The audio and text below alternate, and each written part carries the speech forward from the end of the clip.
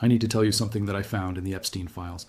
And I need you to understand that what I am about to show you is not a conspiracy theory. It is not speculation. It is a real email from a real person sent to Jeffrey Epstein on a real date with real attachments that was buried in millions of pages of documents released by the United States Department of Justice. And it is about silver. Let me give you the context first because the timing of this is insane. In November 2025, the Epstein Files Transparency Act was signed into law. It required the DOJ to release all unclassified records related to Epstein and Ghislaine Maxwell. Since January 2026, the DOJ has released over 3.5 million pages. 3.5 million. That includes emails, bank statements, wire transfer records, FBI interview summaries, flight logs, and portfolio statements. The entire world has been focused on the political names in these files. Presidents, princes, billionaires, tech moguls, and rightly so. But while everyone was looking for the famous names, I was looking at the financial documents. Because that is what I do on this channel. I follow the money. And what I found in those financial documents stopped me cold. I have been covering the silver market on this channel for weeks now. Vault drains, supply chain wars, leverage flushes, the whole picture. But when I came across this document, I had to stop everything I was doing. Because this email, sent in May of 2011, contains a silver squeeze thesis that is so accurate, so precise, and so eerily predictive of what is happening right now in 2026 that it made every hair on my body stand up. And right next to that email, there's a JPMorgan portfolio statement showing that Ghislaine Maxwell, the woman currently sitting in a prison cell for sex trafficking, was buying millions of shares of a silver mining company at the exact same time. Welcome to the hidden economy. Hit subscribe if this is your first time here. I cover what mainstream financial media refuses to touch. Also, let me know in the comments where you're watching this video from because I need to know how many of you are watching the files as closely as I am. If you have been following this series, you know I do not make claims without data. Everything I show you is verifiable. Everything is sourced. And today is no different. So let me show you exactly what I found. The email is dated May 27th, 2011. It was sent by a man named Bernard to an email address associated with Jeffrey Epstein. The subject line reads, Power of Attorney Silver Saint-Tropez. Already, that subject line alone should make you pause. Power of Attorney, Silver, Saint-Tropez, in one line. This is not a casual email between friends. This is a financial manager communicating with his client about account management and investment strategy. Bernard tells Jeffrey that he is leaving his position at a Swiss private bank called Valardis. This is not a regular bank. This is the kind of bank that manages money for people whose net worth starts at 9 figures. He needs Jeffrey to sign a power of attorney on something called financial trust before the end of the month, so Bernard can keep managing the account. In other words, this man is so embedded in Epstein's financial life that even when he changes jobs, the first thing he does is make sure he can keep controlling the money. That is the relationship. Now pay attention to what comes next. Bernard writes, and I quote, I have also enclosed some research I made on the silver market, and I am fully convinced that a squeeze is possible if one can take delivery of 100% of the futures contract. Let me read that again. A squeeze is possible if one can take delivery of 100% of the futures contract. In 2011, a financial advisor to Jeffrey Epstein is writing a detailed thesis about how to squeeze the silver market by taking physical delivery of all the futures contracts on COMEX. And he is not guessing. He enclosed research. The email had attachments, a silver executive summary document, a CME position limits PDF, research on silver companies. This was not a casual mention. This was a structured investment thesis being presented to one of the most connected financial operators in modern history. But it gets deeper. Bernard continues. He writes that the squeeze caused by the 5 increases in margin requirements only squeezed the weak hands. Stop right there. If you watched my video on the silver crash, you know exactly what this means. In 2011, silver ran from around $17 to almost $50. Then the CME raised margin requirements 5 times. 5 times. And the price crashed. Sound familiar? Because in 2026, silver ran from 37 to 121. And what happened? Margins got raised from 5% to 8 to 11 to 15 to 18%. And the price crashed to 64. The exact same playbook, 14 years apart. And Bernard identified it in real time in 2011. He called it what it was, a flush of the weak hands, not a fundamental change, a mechanical liquidation. Then he makes his predictions. He says silver without undue speculation will end the year at $60. He says the inflation-adjusted value is $150. And he says the gold to silver ratio will fall from 40 to under 20 within 36 months. I need to pause here and explain why these numbers matter. Because if you are new to silver, you might not understand how radical these predictions were in 2011. Silver had just crashed from $50 to $32. Every analyst on Wall Street was saying the silver bubble had popped. Every headline was calling silver investors delusional. The mainstream narrative was that silver would go back to $15 and stay there. And in the middle of all that noise, this man is writing to Jeffrey Epstein saying the inflation-adjusted value is $150. He was not following the crowd. He was analyzing the fundamentals, the supply deficit, the industrial demand, the monetary properties, the futures market mechanics, and he came to a conclusion that was the exact opposite of consensus. That takes either extreme conviction or extreme intelligence, or both. Now let me put these predictions in context for 2026. Silver is currently trading at $82. Bernard's $60 target in 2011 was laughed at by the mainstream. But his inflation-adjusted value of $150, adjust that for 14 more years of inflation from 2011 to 2026. You're looking at well over $200 in today's terms. And his gold to silver ratio call? In 2011, it was at 40. Right now in 2026, with gold above 3,000 and silver at 82, the ratio is around 37. It has been compressing exactly as he predicted, just on a longer timeline. This man was not wrong. He was early, and in markets, being early and being wrong look identical. Until suddenly, they do not. 14 years later, the market is proving him right. Now here is where the story gets truly disturbing. And I mean disturbing in a way that connects Epstein's financial world directly to the silver market in a way nobody has explored publicly. Alongside this email, there is a JPMorgan Chase portfolio statement. The account holder is Ghislaine Maxwell.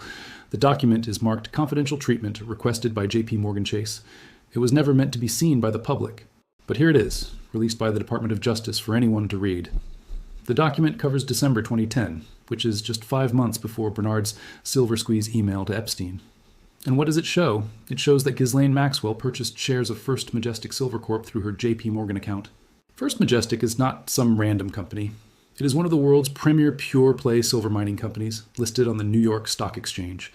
In 2026, its share price is up over 130% since January. Ghislaine Maxwell was buying it 15 years ago, not a small amount. On November 29th, 2010, she bought 100,000 shares. Then on December 6th, she bought 3 million shares. 3 million shares. Through JPMorgan. The total cost on the statement shows approximately $41,000.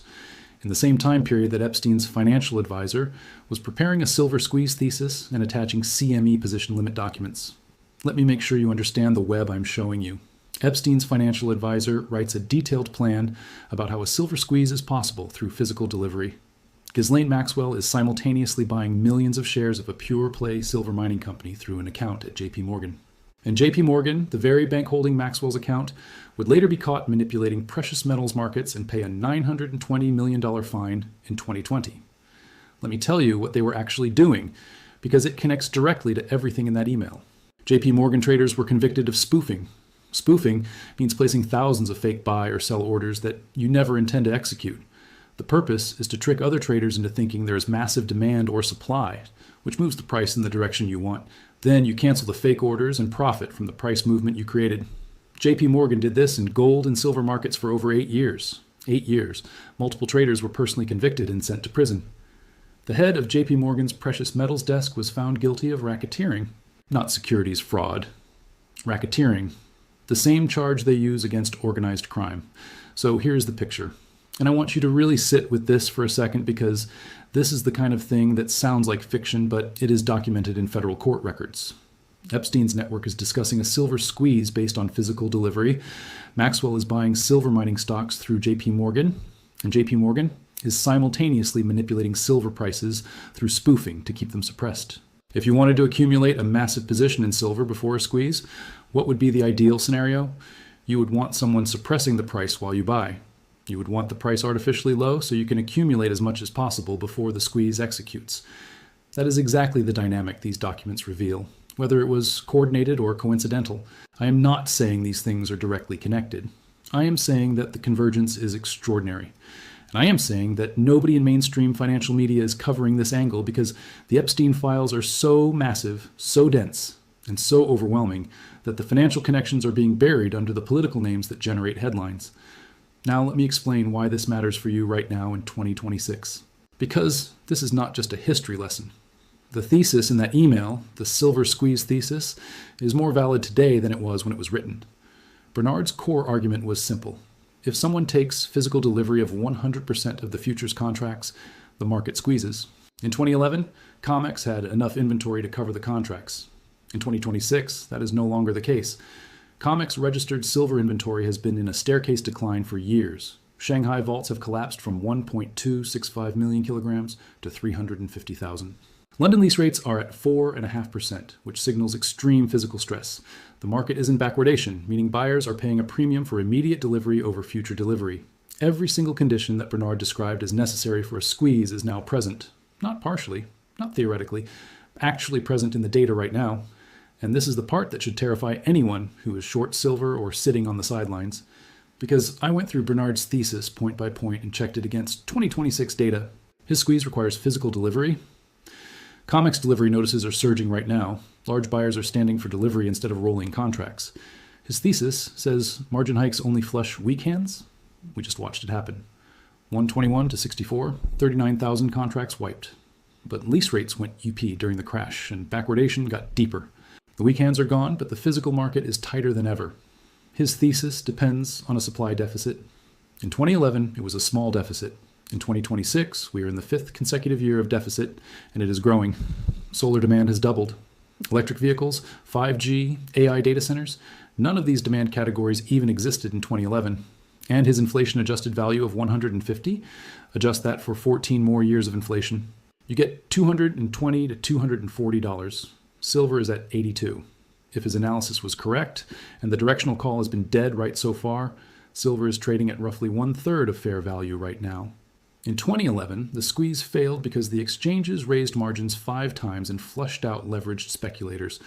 The weak hands got wiped, but Bernard recognized that the fundamentals did not change. The supply deficit did not change. The industrial demand did not change. Only the leveraged speculative positions changed. And he was right. Because here we are, 14 years later, and silver is higher than his $60 target. The fundamentals won. They just took longer than anyone expected. And here's what makes 2026 different from 2011. In 2011, the buyers trying to squeeze silver were retail traders and small funds. They could be flushed by margin increases. In 2026, the buyers are nation states. China is implementing export controls on silver. The United States has classified silver as a critical mineral. Both superpowers are racing to secure physical supply from Latin America. Sovereign buyers do not get margin called. Sovereign buyers do not care about short-term price volatility. Sovereign buyers take delivery, which is exactly what Bernard told Epstein was the key to the squeeze. Take delivery of 100% of the futures. The mechanism Bernard described in 2011 is now being executed, not by retail traders, but by the most powerful governments on Earth. And they are not doing it to make a trade. They are doing it because silver is a strategic resource that is critical to solar panels, electric vehicles, semiconductors, military technology, 5G infrastructure, and medical equipment. The demand is structural. The supply is declining. And the players are no longer weak hands that can be flushed by margin calls. And here is something that blows my mind. And if you were on the internet in January 2021, this is going to hit different. In January 2021, 10 years after Bernard wrote that email, the Reddit community Wall Street Bets attempted a silver squeeze. They called it the silver squeeze. Millions of retail traders tried to buy physical silver and silver ETFs to force a short squeeze on COMEX. The movement trended worldwide. Silver briefly spiked to $30. But it failed. Why? Because retail traders were buying paper silver through ETFs, not taking physical delivery. The exchanges raised margins again, and the weak hands got flushed again. The exact same pattern as 2011. But here's what nobody noticed. Bernard's email said the squeeze requires taking delivery of 100% of the futures contracts. The Wall Street Bets crowd was buying SLV, which is a paper ETF. They were not taking delivery. They did the opposite of what the thesis required. They tried to squeeze silver the wrong way. The information about how to actually do it was sitting in Epstein's emails the entire time, and nobody had read it yet because the files had not been released. Now in 2026, the buyers are not making that mistake. China is taking physical delivery. The United States is stockpiling through Latin American supply chains. Central banks are accumulating. Everyone has learned the lesson that Bernard articulated 15 years ago. Physical delivery is the weapon. Paper is the distraction. And here is one more detail that will make your jaw drop. In 2011, the year Bernard wrote that email, JPMorgan held 0 ounces of physical silver. 0. By 2017, just 6 years later, JPMorgan had accumulated over 133 million ounces of physical silver, more than the Hunt brothers held when they tried to corner the silver market in 1980. The Hunt brothers owned so much silver that the government had to intervene. Silver went from $6 to over $50 during their squeeze. And JPMorgan quietly accumulated even more than that.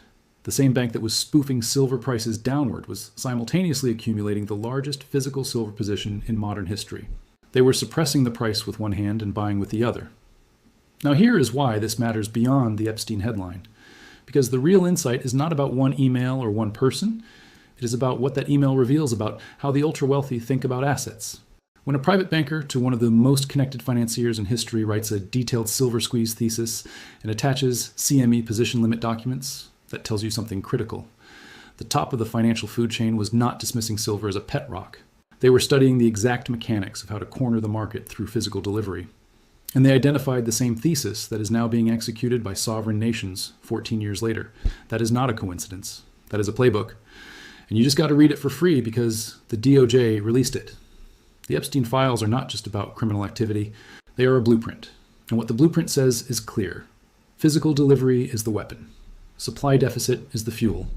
And the only thing that ever stopped the squeeze was flushing weak hands through margin manipulation.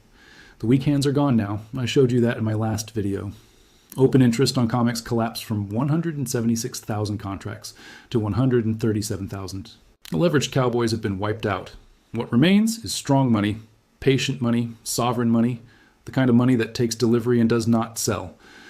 Let me connect all the dots for you because if you are still watching, what I'm about to lay out is staggering when you see it all at once. In 2011, Epstein's financial advisor identified the exact mechanism for a silver squeeze. Take physical delivery. In 2010 through 2011, Ghislaine Maxwell was buying millions of shares of silver mining stocks through JPMorgan. In 2020, JPMorgan paid $920 million for manipulating precious metals markets through spoofing. In 2023, JPMorgan settled for $75 million, specifically for their banking relationship with Epstein.